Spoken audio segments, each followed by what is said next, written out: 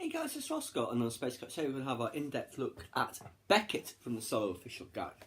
So, we first see him, of course, here on Mimban, when him and Val and Rio turn up out of nowhere. So let's just see the information that's said about Beckett. He does have his own separate spread, as well as this one. Unusual squad. Seemingly out of nowhere, a half squad of soldiers shows up to take part in a chaotic push against the native insurgents. The newcomers have non-standard weaponry and equipment, raising questions as to both their identities and their motives for entering the fray. Beckett.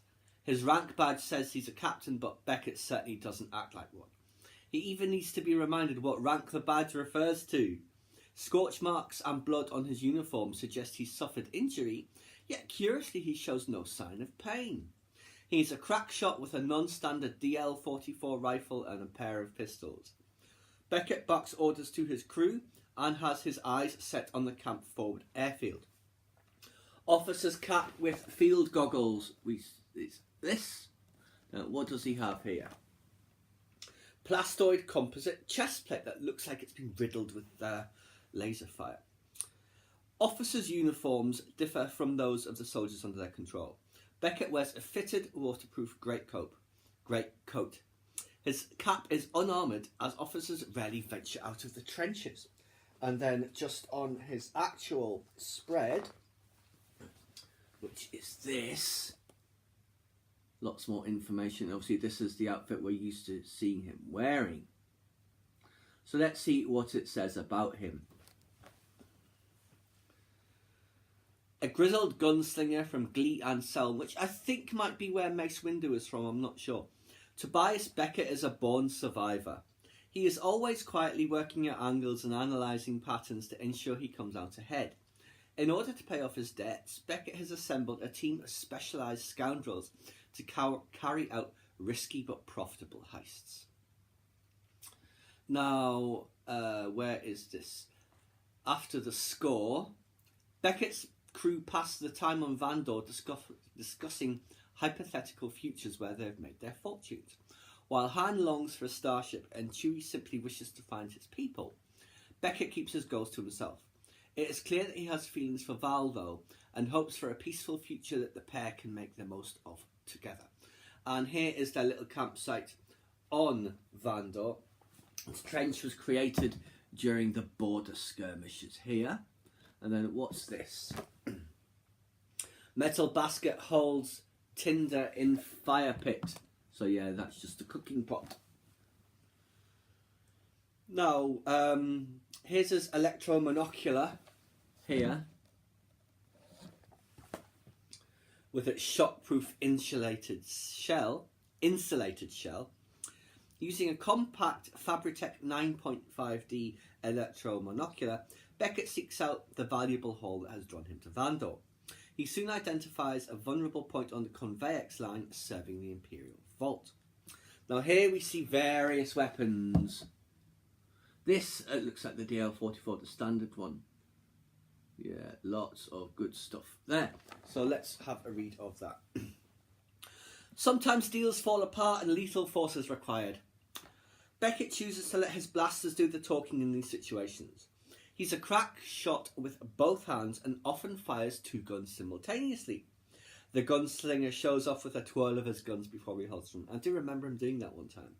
So we have the Blastech side loader DG-29 heavy blaster with the image intensifying macroscope, which is this one. That's the macroscope there. Now this one,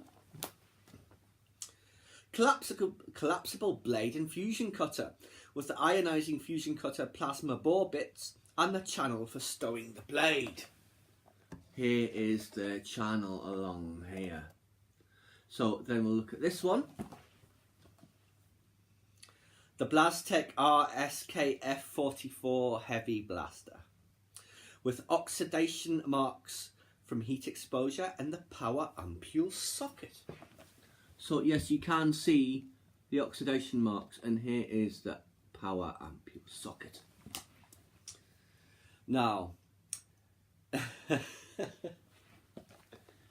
Lando gets a winning smile. he gets thinning hair, which Rio Durant has made fun of.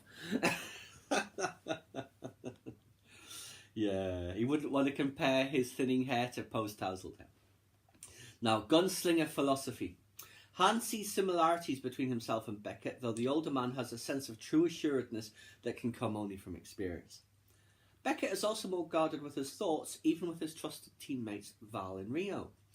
He warns Han on more than one occasion to watch his back and expect treachery at every turn. Assume everyone will betray you and you'll never be disappointed. So here we see his tooled leather double gun belt. Like so, like across. Just one more mention of the thinning hair. Now what's this here? Though ambidextrous, Beckett tends to favour his left hand. Then he has T-Mus leather gloves. You can see here. And then what else? Rumour has it notorious bounty hunter Aura Singh fell foul of Beckett's blasters, something he neither confirms nor denies. He'll only say the impact from a fall killed her. Yes, indeed. So yeah, I really enjoyed his character actually. It was a little predictable. If someone says everyone will betray you, you know what will happen sooner or later. But yes, he was good in it. As for Val and Rio, I certainly enjoyed all of their sequences in there. But yes, for now, that's just a look at Beckett. We shall have a separate look at Val and Rio together in the next video. Please subscribe to my channel if you enjoyed this content. Leave me a comment suggestion what current topic you'd like to see discussed, or like the video.